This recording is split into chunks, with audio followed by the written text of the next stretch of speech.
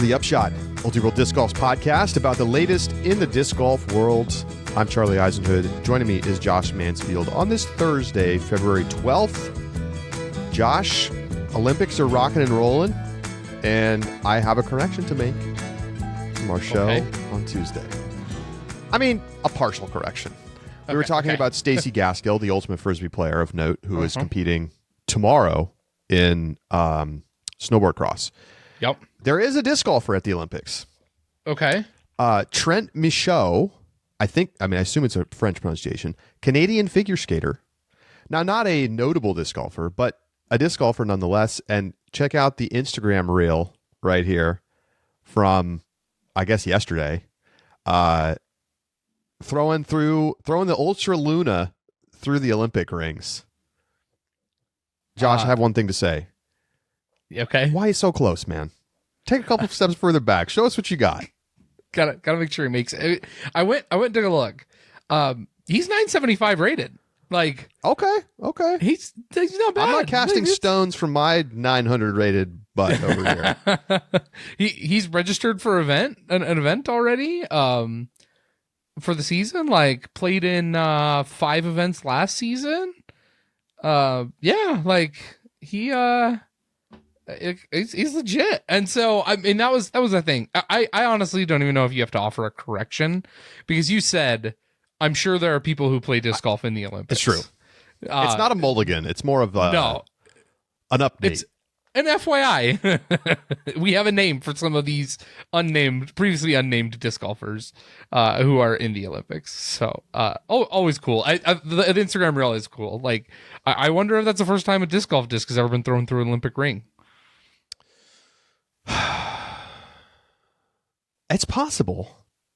I feel like there's got to be somewhere that there's like a permanent Olympic ring installation. Oh, maybe. Like, somewhere in Utah, maybe, right? Like at Palisades in Tahoe or I don't know, sure. Where someone has done it. Like I have to assume someone's done this at some point. It's too obvious. Right. Like Frisbee through the ring is like, it's pretty obvious. You gotta think that it's happened. That's fair. Right. That's fair. All right. Today we're going to do a little mini mailbag. This is not our big mailbag preseason show. We're just kind of catching up on some stuff people have been sending in, some things we've seen around the internet. And a little bit later, we're going to be joined by Seppo Paju. And we mentioned the news on Tuesday that he and the Paju family have sold their Prodigy distribution rights in Europe to Powergrip.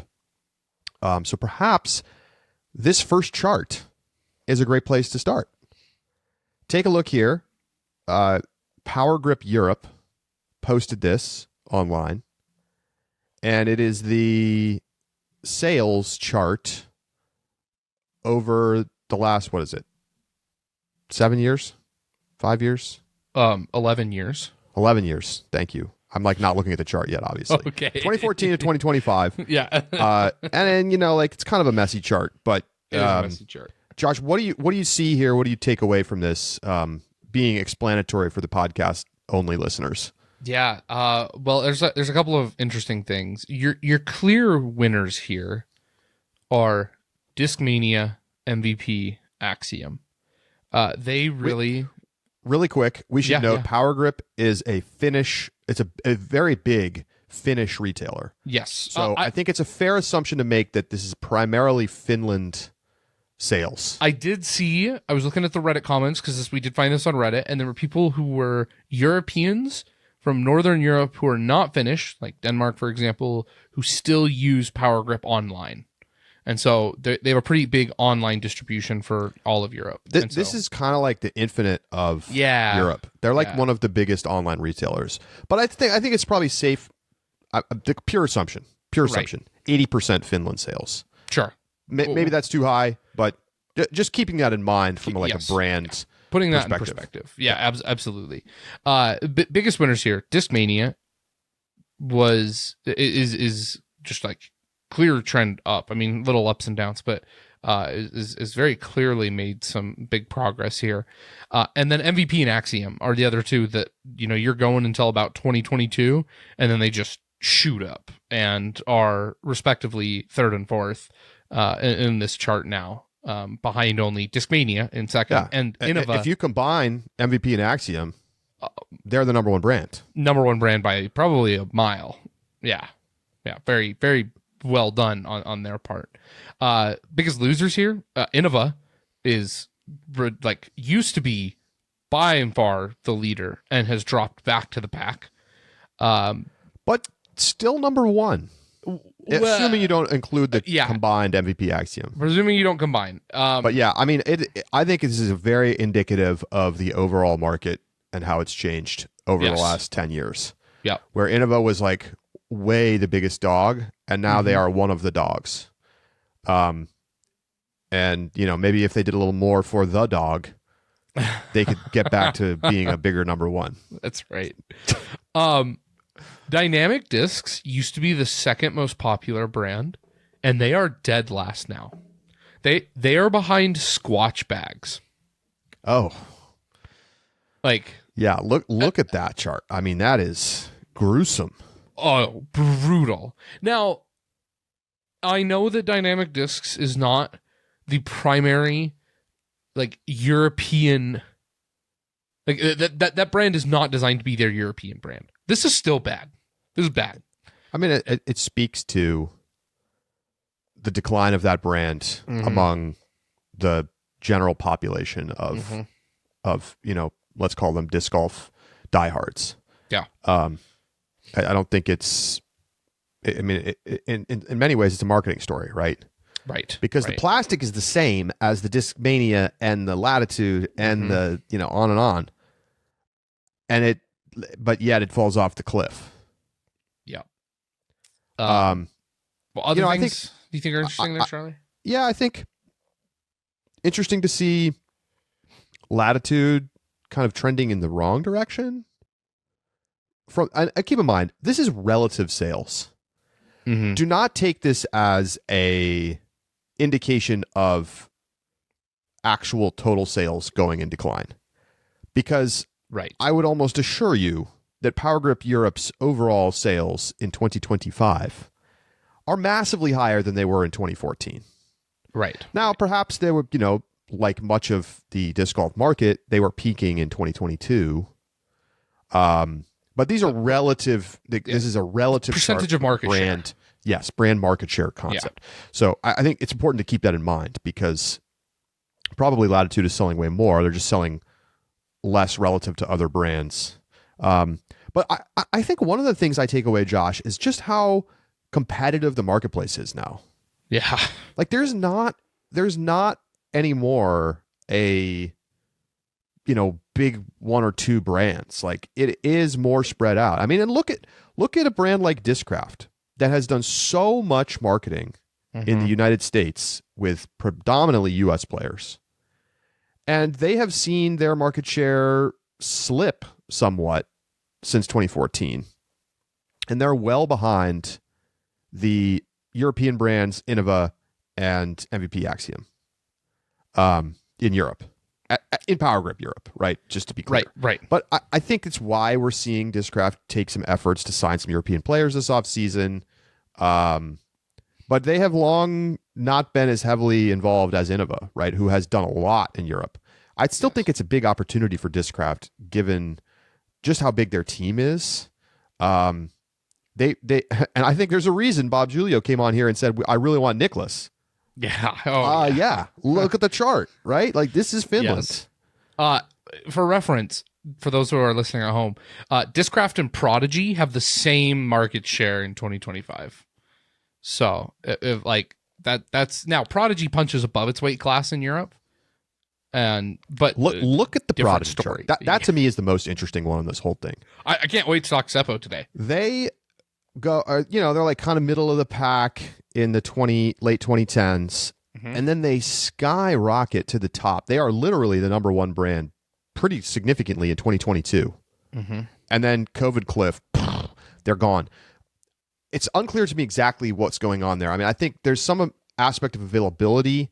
I saw somebody say on Reddit that they were releasing special Seppo Paju runs in 2022 that I guess just went crazy, and we'll ask Seppo about that. But I think this puts into perspective why maybe Prodigy, why the Pajus are getting out. Yeah. Right? Oh, like, yeah. look at that chart. Holy smokes. Okay. Pretty interesting stuff, though. Would love to see more of this from more retailers. For sure. Yeah. Infinite OTB. We're pointing at you right Infinite does some good stuff, but I like the data visualization here. All right. Let's see. What is next? Hey, check out this, Josh. Okay.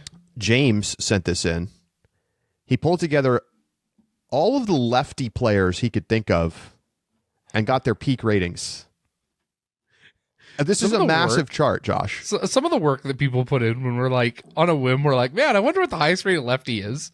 Like, this is incredible. This is great work. This has I'm not showing the whole thing on YouTube, but there's 74 names on here. Yeah. Shout out to Dan Stork-Roddick, lefty, who peaked at 911 in 2008. PDGA number 3. Man, it's tough being the lowest on this list. I mean, he's the lowest that was notable enough to make this list. Let's put it that way. Right. You're right. He's a legend. Oh, yeah, absolutely. I think this is indicative more of ratings inflation than Dan Stork-Roddick's actual performance. He didn't get to use the disc they get today, too. Right, exactly. So here's the top players. We mentioned Anthony Anselmo being now the highest rated player ever at 1039.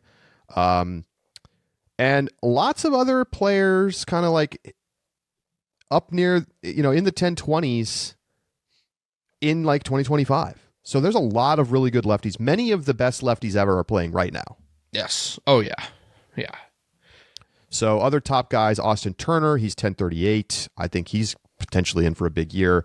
Devin Owens was awesome, man, when he was playing a lot back in like 2019, 2020. Mm-hmm. He peaked at 1036. Chris Clemens, of course, still playing. His peak rating was in 2022. Nathan Queen, DGPT champion, Derek Billings, Mike Kane, Keith Warren, Scott Martin, Hjalmar Fredrickson down the list. Plenty of notable names, and perhaps we'll see some lefty victories. I guess Nathan Queen, is that it? That I can find off the top of my head. Yeah. I don't think Brian Earhart ever won anything. Got some sweet aces, though. Did Dennis Augustin win, like... Maybe some European stuff, DBG, yeah, like something Europe. But, yeah, cool. Love this. Oh, yeah. Thanks for sending that over. Great chart. All right, what you got, Josh? Yeah. Next up, this is so small, but I just thought it was worth mentioning, mainly because of who I am. Smugglers Notch was actually sold this year. Oh yeah, I saw that. Bear Den Partners.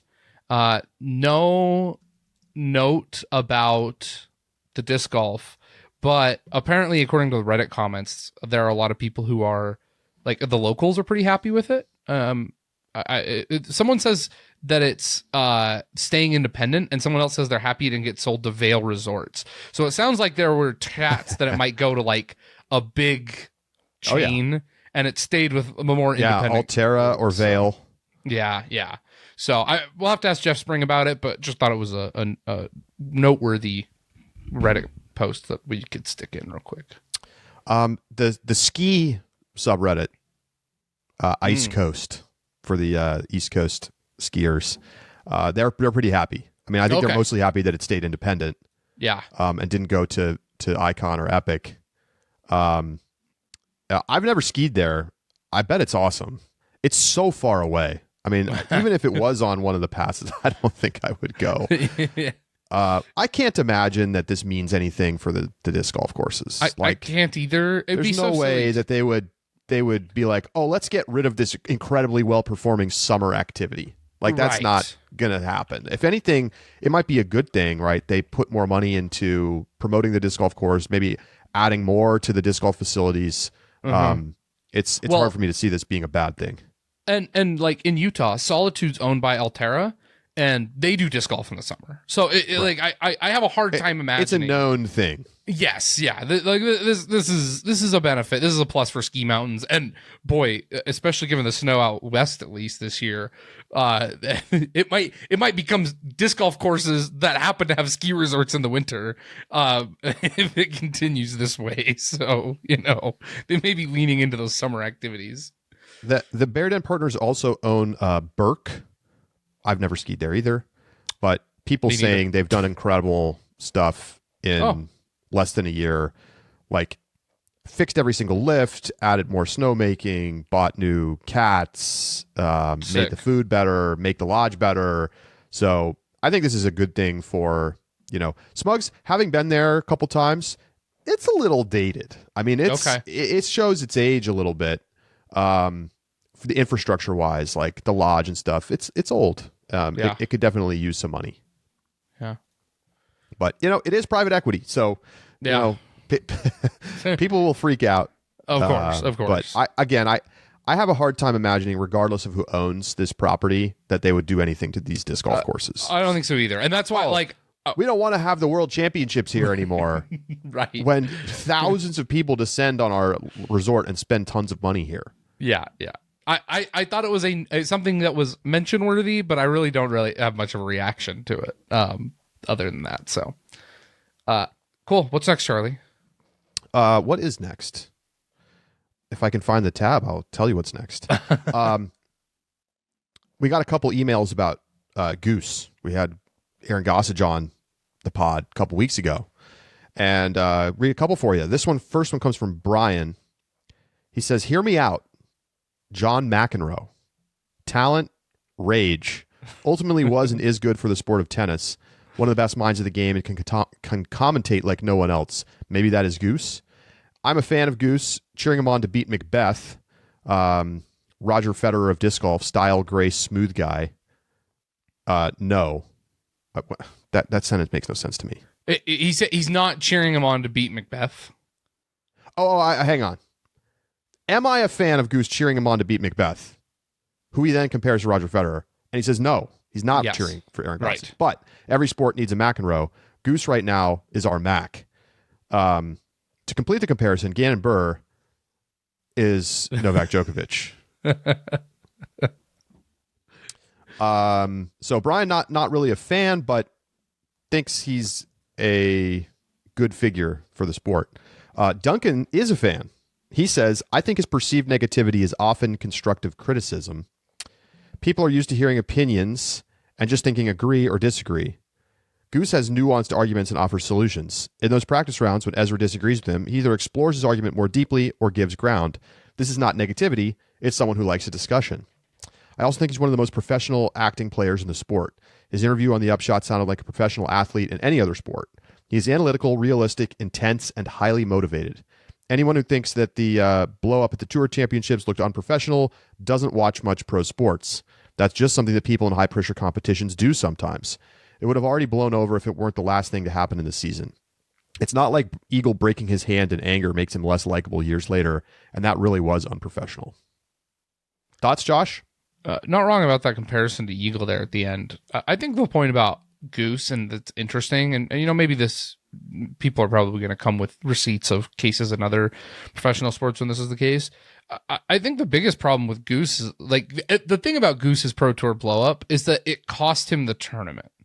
I think that's where people are giving him the hard time. I mean, yes, they're giving him a hard time because of the blow up itself, but the line where it's like, oh, he's not a where it knocks him as a passionate professional athlete is that he's letting it get in the way of his capacity to perform, which a lot of other players, when I think of their blow ups, intense moments, it's often not costing them tournaments or wins in the same way that I think Goose's did.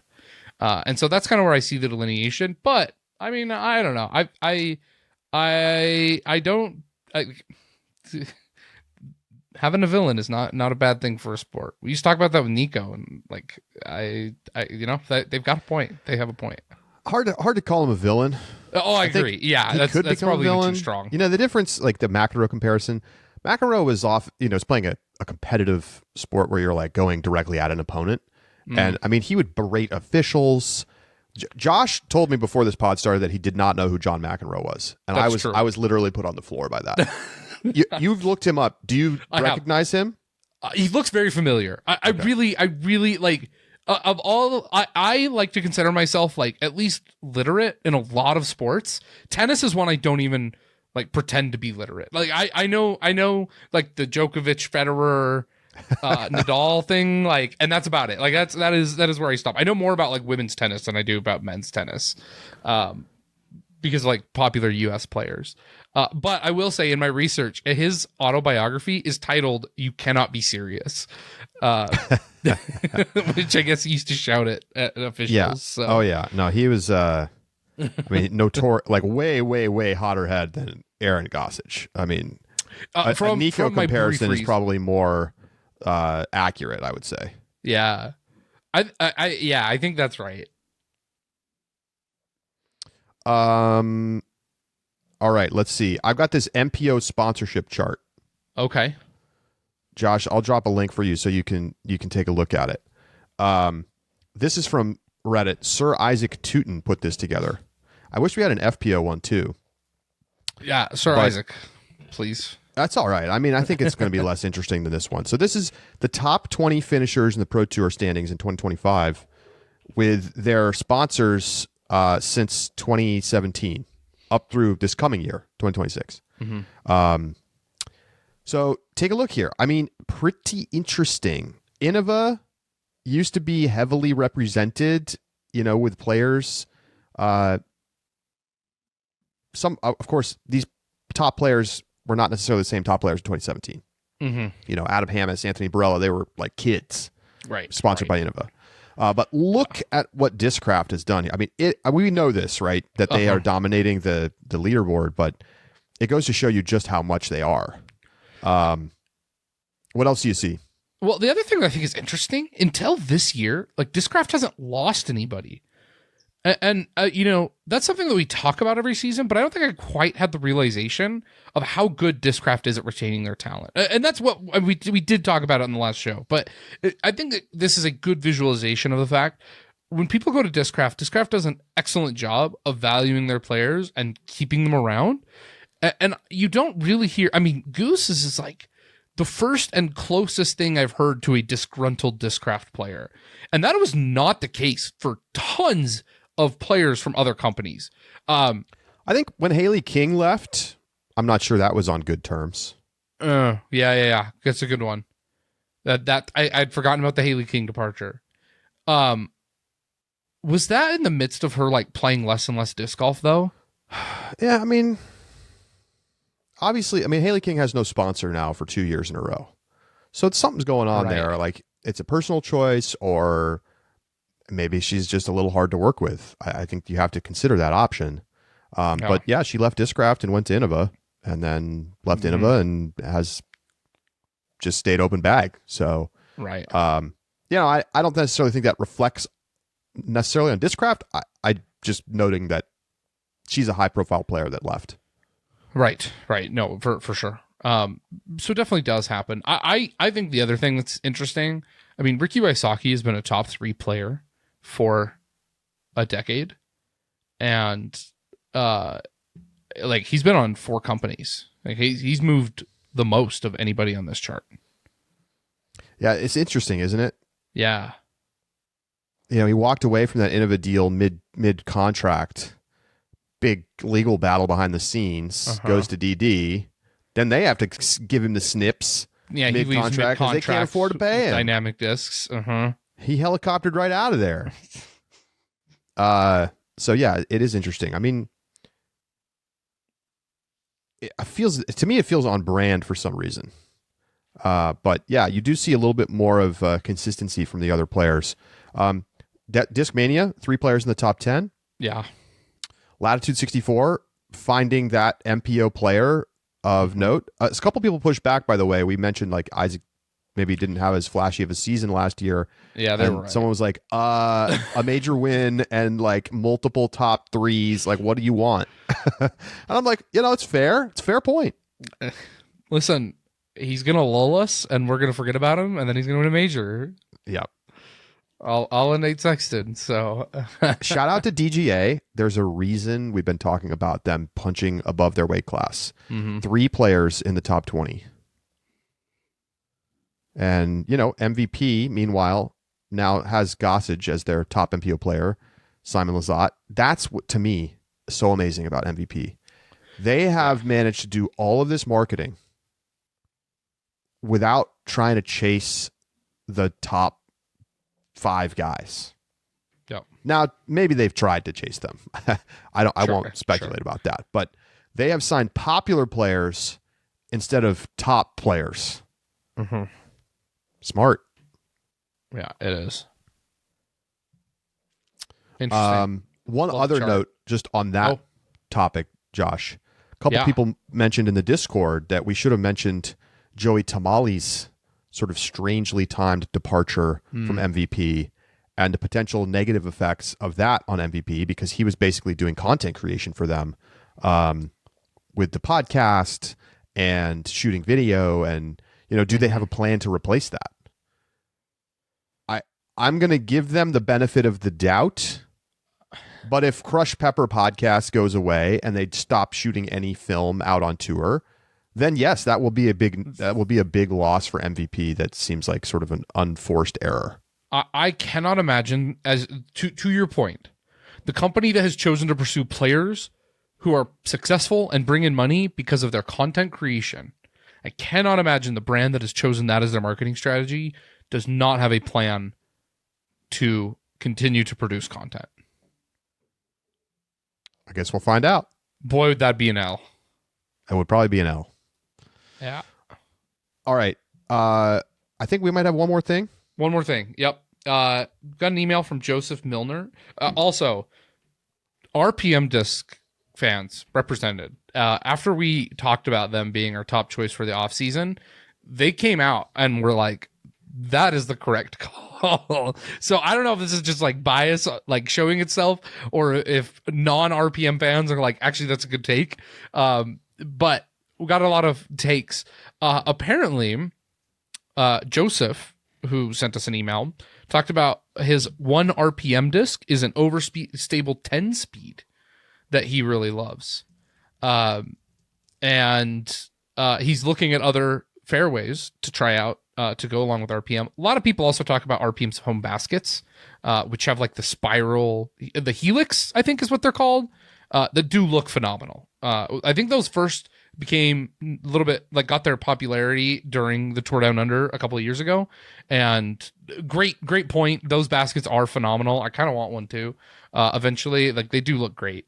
But I think RPM really does have the opportunity to get like 3 discs and mass appeal market them over the season using Corey Ellis and other marketing strategies. Like, absolutely, try our putter, try our mid, try our fairway, right? And I mean, and even voila. making like some kind of like a box US distributed pack. Yeah. That's like, try it out and like make it a great deal. You know? Yeah. $20. I don't know, maybe that's a little cheap. $25 US for 3 premium discs. Or a base putter and 2 premium discs. Sure. Yeah. Fine. $25. Like something where people are going to be like, you know what? Yeah, I'm in. I'll try it out. Like, give people an opportunity to see what you've got. Mm-hmm. Because if they like what they see, they're going to buy more. I mean, the challenge for RPM is simply to get people interested. I saw some pushback maybe in the YouTube comments from our show Tuesday that was like, Corey Ellis hasn't sold plastic ever. Like, he's not a big, mover of discs. I don't necessarily disagree with that. I don't either. My point is that it doesn't matter that he hasn't moved a lot of plastic in the past. On Discraft, he's anonymous. Right. I mean, shout out to him for winning European Open. That was sick. Yeah. But like, relative to other players, he's just not a big social media presence. He's not necessarily like a captivating interview. Mm-hmm. But he's a great disc golfer, and he's going to provide note to RPM because everybody's going to be talking about the fact that RPM signed a top player. Yeah. People also noting Levi Stout, who we've talked about on the pod a couple weeks ago, super, super talented Kiwi, is coming to the States to do some touring this year. You Maybe he will also bring some recognition. I mean, he could pop off at a couple tournaments. Here's what they need to do. Give Corey Ellis and Levi Stout a box of 20 discs of baseline putters, like a throwing putter, and when you go to tournaments, just like after their round, go give them out to fans. Be like, hey, here you go. Voila. Totally. Like, go try this. The sky is the limit right now. It really is. Like, have a plan and commit to whatever that plan is, and you're probably going to see your sales go up in the United States. Yeah. Good stuff. All right, we're going to take a break.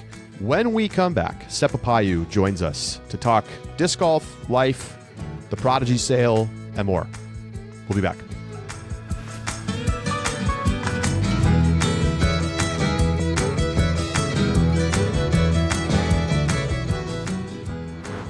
The Upshot is presented by Pound Disc Golf, makers of the best bags in the sport, and more new stuff out from Pound. Vagabond pre-orders are live.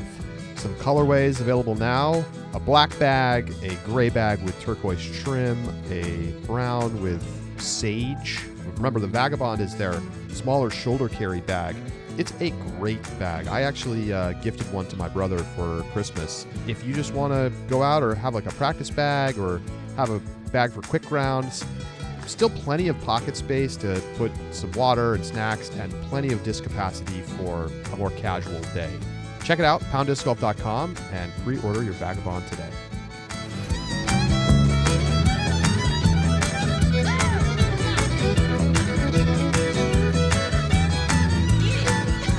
Welcome back to the Upshot. Joining us now, former Finnish and European disc golf champion Seppo Paju, back on with us about 3 years after we talked to him here on the Upshot about his decision to retire from professional disc golf. Seppo, welcome back. Thank you. Nice to be back. Always great to chat with you. Obviously, the big news this week is that you are essentially leaving Prodigy as a sponsored ambassador, maybe let's say, as well as stepping away from distributing the Prodigy brand in Europe, where, you know, it seems like from the outside it's been a pretty big success over the years. You know, you've posted some Instagram, some YouTube about this. Obviously, lots of kind of memories for you, I'm sure. This has got to be bittersweet, maybe just bitter. I'm really curious as to kind of why you're stepping away and how you're feeling about it. It's not just bitter. It's bittersweet. I feel pretty good. This is something that has been in the thought process for probably for about a couple of years now. It's not something that happened very fast. But I think around Worlds last year in Finland, I had some conversations and I got some thoughts, and I realized that I will try to move towards something new. And pretty much since then, it's been a process. We wanted to find a really good distributor for Prodigy in Europe, which we are really happy that we found. So Powergrip is going to continue what we did for 13 years. I actually was with Prodigy for 14 years, but we distributed for 13 years. But it feels good. I had a long career with the brand. There's no hard feelings or anything like that. I myself, I think it's respectable time with any company. So, I feel good about what we did and accomplished. There was very successful years, but also there was some hard times, especially towards the end. It definitely got a little bit more difficult than you would wish. What do you think are some of the reasons for the difficulties in, for example, the brand performance? We were looking at Powergrip's relative brand sales chart that they published recently. And as 2022, Prodigy had the #1 market share of any distributor from Powergrip, and it's kind of fallen back to near the bottom quarter of the pack. What's the reason for that performance change? Do you have any insight that you'd like to share? Yeah, I don't think it's a secret because anybody can make the assumptions themselves. I think it's a lot of things. It has to do with the quality over the years. Even though right now I think Prodigy is making the best quality product they have ever made, but over the years that has been something that the public agrees on, that the quality is not where it should be, and that automatically affects the likability. And also, I think some of the biggest things. So first of all, actually, we were in Europe kind of able to build a different Prodigy than how the Prodigy was received in the US.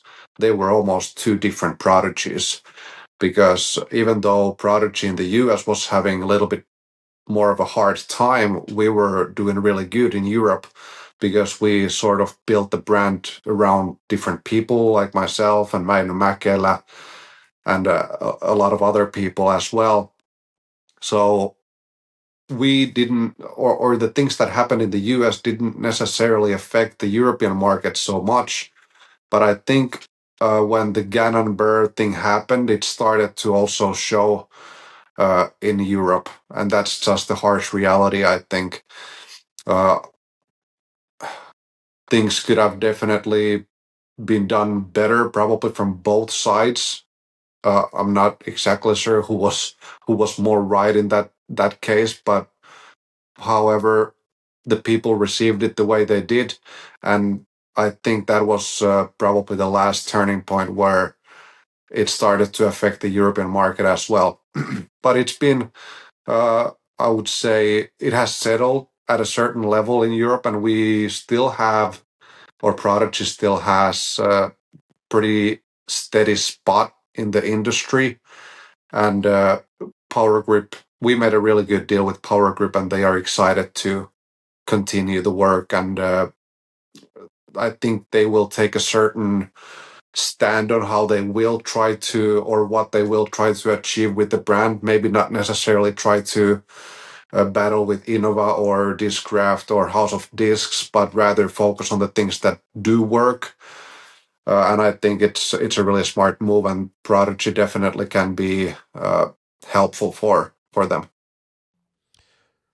Did you find it frustrating to kind of watch Prodigy USA problems affect what you were doing in Europe with things that were not necessarily in your control, like the product quality, the lawsuit with Gannon?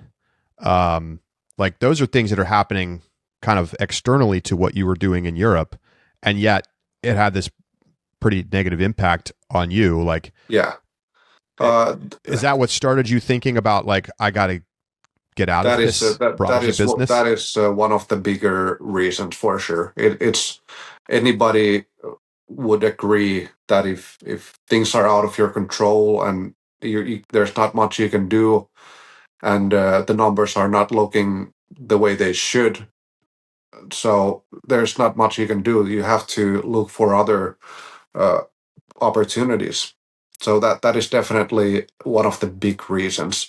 But there's a lot of reasons. I would say the main reason though was that I was with the brand for 13 years. And I felt like I want to move on. I always felt very, very happy and very proud with Prodigy, uh, especially with the things that we did in Europe. And honestly, I was never really a big part of US. I was Prodigy Europe, and that's what I did. And that's also what I saw as something that I am doing. I didn't necessarily even uh, take Prodigy USA as something that I'm part of, if that makes any sense.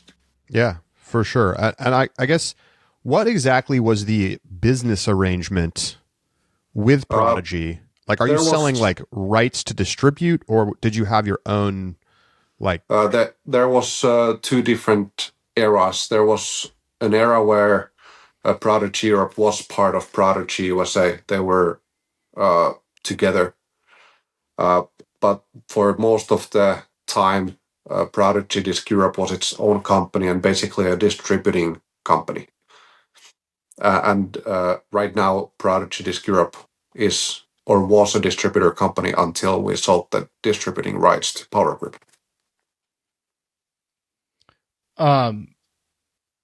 Can you go into any of the details about the deal with Powergrip and like the size of the deal?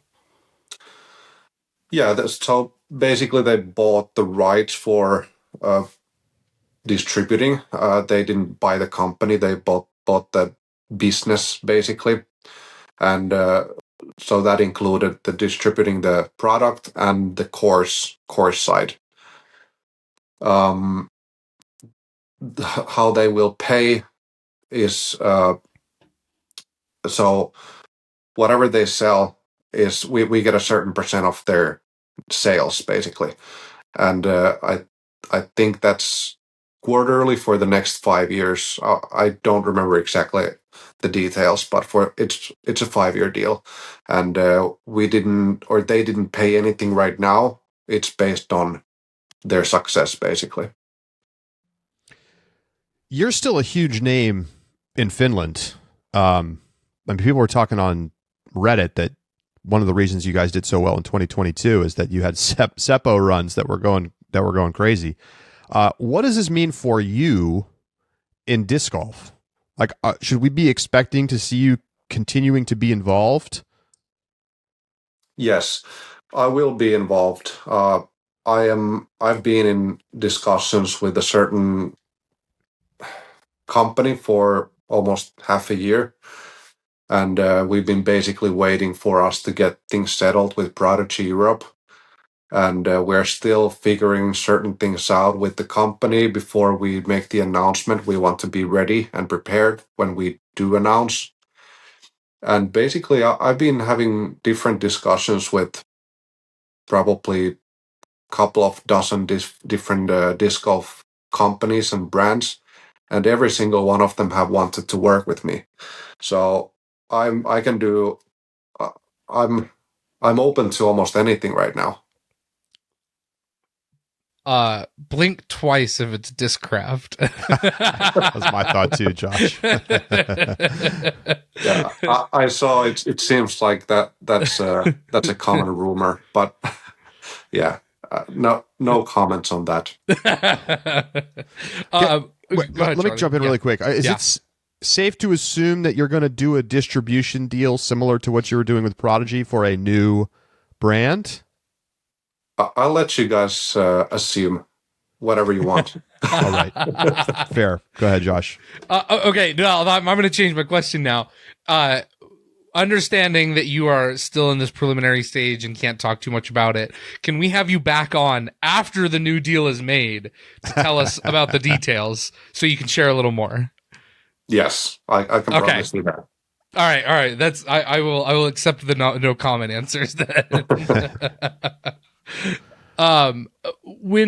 When you're looking at kind of the disc golf landscape now, how is it different than let's say, I mean, let's not go too far back. Let's not get too crazy. How is the disc golf landscape now like different in the adjustment that you have to make in this post-COVID era?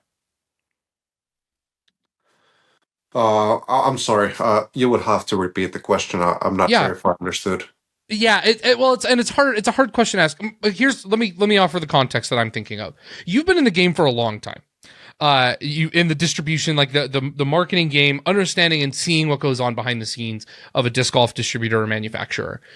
You've been since like pre-COVID, during COVID, post-COVID boom, and today. What are the unique challenges or opportunities that you see in the disc golf market today? It's hard to think of anything unique compared to any of the times that I've seen.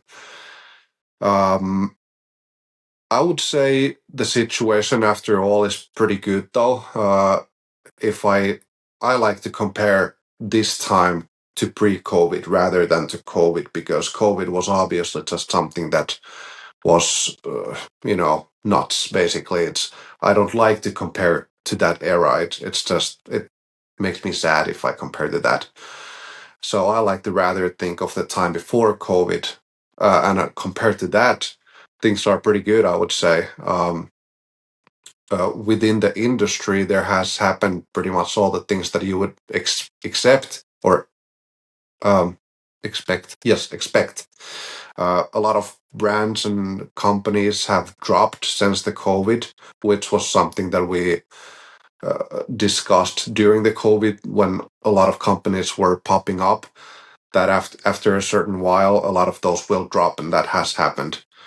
Uh, I'm I'm excited to start working with a company that is very stable. Well, I'll say that because it gives stability, and the things that you're able to do are, you can count on them a little bit better. You don't have to think if a run of discs is going to be 30 to be sold or 150. You can rather think in thousands.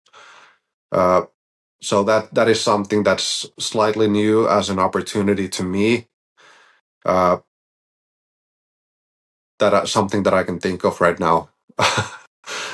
Probably shouldn't have said anything like that, actually, now that I think about it. But it's hard to think of anything unique. I've, as you said, I've seen it all.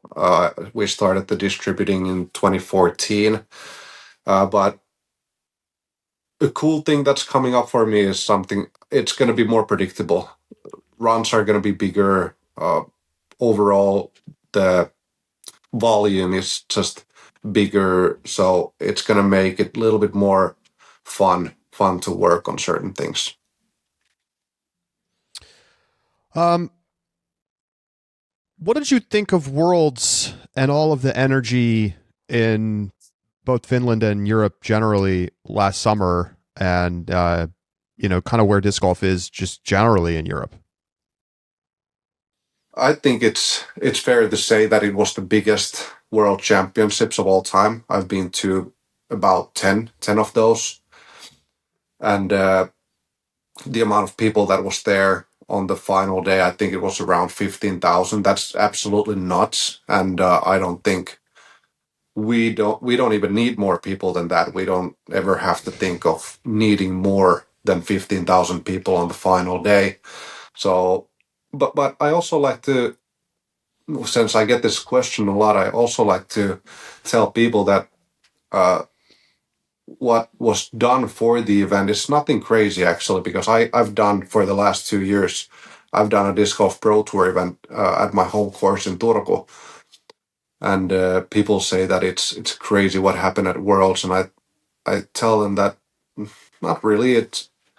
Finland has a really good fan base, so the people basically come wherever the event is, and the infrastructure that was there was good, but it's nothing insane. It can be done. So actually, I'm very excited to see how the Detroit Worlds will be this year, because I know that Nate Heinold got very inspired about the Worlds last year in Nokia and Tampere, and I've seen some of the posts about the future or the upcoming World Championships, and I'm trying to be there myself to see how the event is. But disc golf in Europe in general, it's talking about Europe is very difficult in disc golf, because disc golf pretty much only exists in Finland, Sweden, Norway, Denmark, Estonia, Czech Republic, and few other countries a little bit. But it's, when we talk about Europe, we talk about 10 countries. It's not something. I think what we need to do next is really spread it to whole Europe wide. That's something that have been in the discussions for the whole time I've been playing the sport. So 20 years actually this year.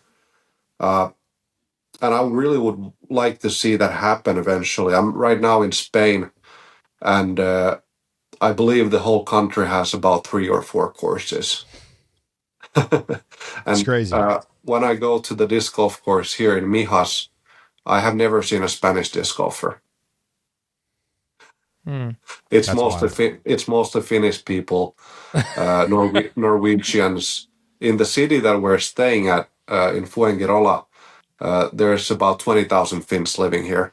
My kid is in a Finnish kindergarten. There's Finnish school, Finnish doctors. They say that this is the uh, most south city in Finland.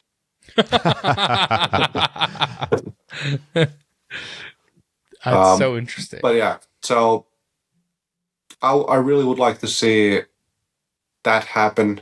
Really for the sport to spread uh, all the way through Europe. And actually, I'm very excited to see. I don't know if you guys know who is Erno Väyrynen, but he was basically the guy that brought the disc golf park to the USA. So that is the Discmania's course uh, concept, and he is the owner of Powergrip. And one of the biggest interests that he had for the deal that we made was that we had about 600 baskets waiting at the warehouse. And one of his biggest interests in the whole sport is building disc golf courses. And that's something that they will take seriously. And I'm very excited to see if that's the route he's going to take, trying to spread it deeper into the Europe. Interesting. It's incredibly interesting right now. It feels like the opportunity is massive in Europe, even in a way that's not present in the U.S., despite the fact that the sport is still quite a bit bigger in the United States and Canada. So how do you see yourself in disc golf at this point? Like, do you see yourself as a business person? Do you see yourself as still kind of like a professional player icon? And, how do you think that'll change over the next 5 to 10 years? That's a good question, because I think about that myself about every day. I'm not a businessman. I don't.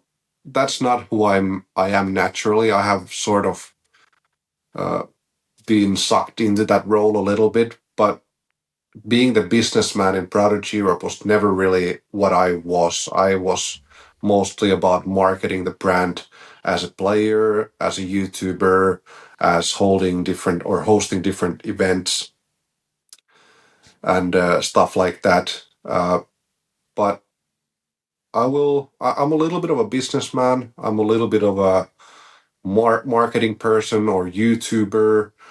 Uh, I'm probably not a professional disc golf player anymore because I don't play any tournaments. By the way, I have not played a PDGA event since I quit in 2022. I played the World Frisbee Disc Federation Team Championships in 2024 in Australia. That's the only thing I've done. And actually this year, that same event is going to be in Lithuania, and I'm thinking about that one again because it was really fun. But I would say I'm probably a marketing person mostly for the sport and for different brands and companies. Well, my last question, and a little bit more of a fun one. Technically, you're a free agent right now, which means you can throw whatever you want. And maybe you felt that way for a while. I'm curious, what is your favorite non-Prodigy disc that you throw when you play disc golf? I can admit that I've been throwing Envy recently. Okay. I've been trying it out. I had actually bought one Envy like 2 or 3 years ago that I had never thrown. I was supposed to throw it, but I never had. And now that I had the opportunity, I threw it a little bit in Finland because it was one of their glow versions, and it had really good glow. So I played in the dark with it and really liked the disc. It's exactly what I like. Slightly stable, pretty fast, drivable putter. But here in Spain, I have few friends from Finland, like Väinö Mäkelä and Rasmus Saukoriipi. They are staying in Spain right now as well. So I threw both of their Innova Tour Series discs the last round we played, and those were both really good as well. A lot of great discs out there. Yeah. Were you playing that glow round at like what, 2 PM? I could have, but I think we started at about 3:30. Crazy. The Envy, the most popular 3-speed disc in the fandom survey this year, and number 10 most favorited disc in all of disc golf. Envy. So, Envy. Mm-hmm. Yep. Nice. Good company. Great disc. Not surprising, honestly. It's been, I guess it's been a really popular disc for years, especially after Conrad's shot. Yeah. Yeah. Yeah. That helps. I think a lot of people picked up an Envy after that. Yeah. Well, Seppo, it's so great to catch up. I guess what are you most excited about for disc golf for 2026? For myself, I'm the most excited about YouTube, actually. I will really try to take that seriously and try to elevate the quality and everything about it, because I can really focus on that as well. And it has always been one of the biggest things that really worked for me and seem to have the biggest benefit to anything I do. But overall, I'm actually very excited about making it to Detroit. And we are getting our second kid in June, so that will make things a little bit more difficult, but we will try to be there as a family. And also Ale Open and Heinola Open, the European Disc Golf Pro Tours. Also Swedish Open, but I don't think I will be in Swedish Open. I will be in Ale and Heinola, though. Awesome. Well, Seppo, thanks so much for coming on, and we look forward to talking to you again whenever we get some more news. Hopefully soon. All right. Seppo Paju with us on the Upshot. Thanks, Seppo. Thank you. We'll be back.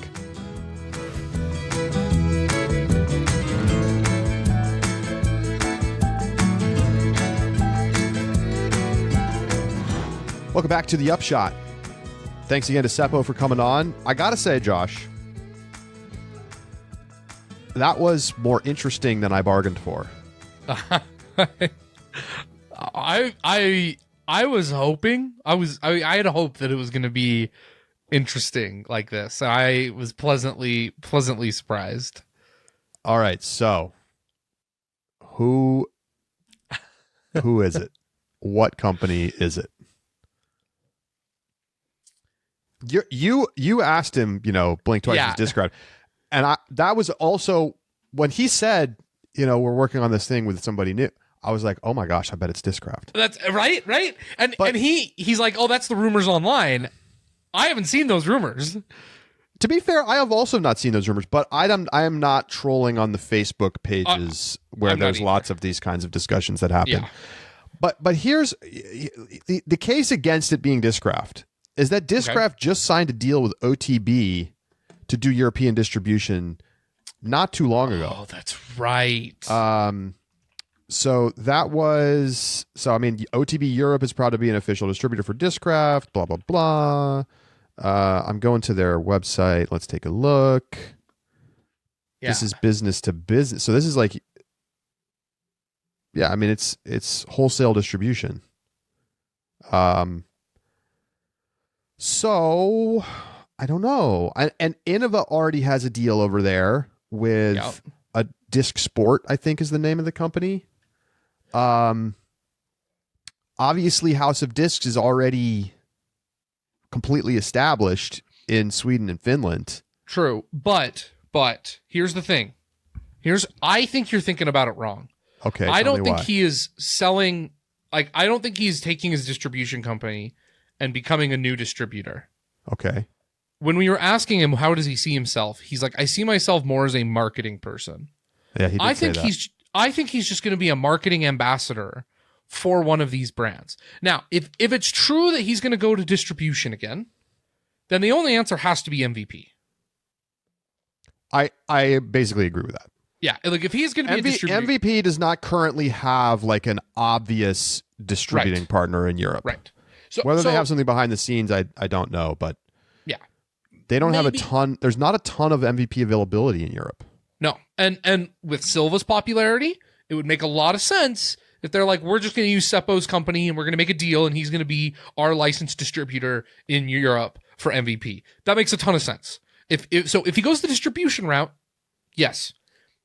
If he doesn't go the distribution route and he goes the quote-unquote marketing route, I 100% think it's Discraft. Given their signing of recent European players, their expansion with a licensed distributor, like... I feel like he was dropping little, like he was like, I'm throwing the envy. Yeah. I'm excited to go to Nate Heinold's Worlds. Yeah. I've been throwing the Innova Tour series. Like, come on, man. Make it clear. I don't know. I still, my gut says Discraft just because they're clearly putting energy into Europe right now. That's my gut. And I don't exactly know what that's going to mean because they already have this OTB distribution, but that's my gut. But I certainly won't be shocked if it turns out to be MVP. Yeah, make him the brand manager of Discraft in Europe. Like, done. Like, that's a great position. Sure. He has a lot of notoriety and popularity that he's going to sell discs as well. Like, there are a lot of things you can do with Seppo Paju as your part of your marketing team for your European expansion. Yeah, distributor has to be MVP, but here's the other thing. And he's talking about thousands of discs. I see complaints from retailers about MVP discs. Especially like recently. Availability, right? Yeah, just like issues in terms of like they can't discount them, availability, costs of the new lab coat project thing.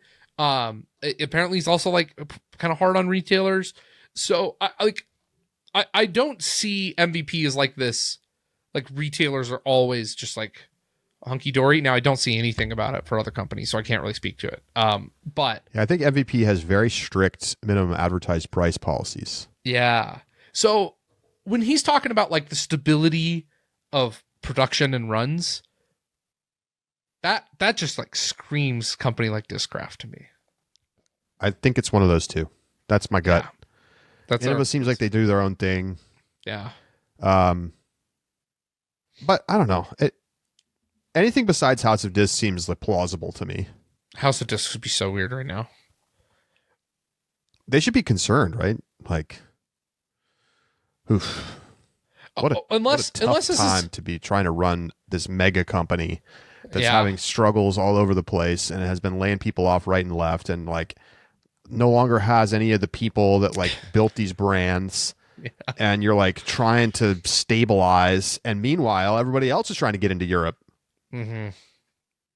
I mean, smells blood in the water, am I right? I mean, the thing is, it's such a rising tide situation that it might not matter, right? Like they can grow more slowly, but still grow because just like Europe is doing so well and you think about like why, you've had this flagship European Open major leading up to the Worlds that's free. Yeah. And you have these superstar athletes who are like big deal in Finland. And then you have Estonia popping off with Kristen and all of the money that they're putting into the tournament there. Like this stuff matters, right? This is marketing. This is how like this influx of capital is how you get growth. Yep. And of course the density of disc golf courses in many of these countries. Oh yeah. And the fact is you haven't even touched Western Europe as he was talking about. Right. That was a crazy little fact about how like it's basically little Finland. Yeah. At this disc golf course. Yeah. It's and Western Europe is like where the population density is. Right. I mean, if you imagine if you could become like the one company that breaks into France, how much opportunity is there to sell plastic there and put courses in the ground? Now, availability of land is a problem, obviously, but there's opportunities. Crazy. Well, it's very interesting. I mean, Prodigy, yikes. Yeah. What are they going to do now? I mean, down bad. Down so bad. When Vino left, that's when you knew it was bad. That was middle 2024. He left mid-contract to join Innova, and it was like they can't afford anything right now. Powergrip's a good partner though. Like, if there's any company that's going to salvage this in Europe, it's going to be Powergrip. Maybe. I mean, I think you have to change the narrative around the product and like get people excited about it again. And I don't know how you do that, but I don't either. This is, again, it's like, how much lower can Prodigy go? Like, this is as bad as it gets, right? Like, you've completely decimated your European I know, I keep saying it. And it just keeps getting worse. I've been buying Adobe stock, and I just thought, it just keeps going down. You've got people for Prodigy. Just every time you say that, they're like, "Please, Charlie, stop saying it. For the love, man. Every time." All right. Well, anyway, it's very interesting, and I feel like it's very clear that all the major manufacturers understand the opportunity in Europe, and that they need to try to catch up, and that's why we've seen Innova and Discraft sign these distribution deals with companies that can handle that overseas for them. And that's why I still think MVP could be the answer here, just because they don't have that hub. Right. But if it's a marketing thing, I'm with you. It seems like it's very, very, very Discraft coded. All right. That's going to do it for today's show. Coming up next Tuesday, it's draft show day. Dan Prentice will join us for our fantasy draft 2026. We'll break down all the rules. We'll do our draft. Somebody was just texting me yesterday about their draft, their disc golf draft, and what they should do because they have the number 2 pick in a 4-person draft. And it's a tough call because you're not getting Gannon. So then what? And we're all going to be thinking about those same things, Josh. Yeah, for sure. Whoever picks first is sitting pretty. Yeah. There's no more Kristen, consideration. No.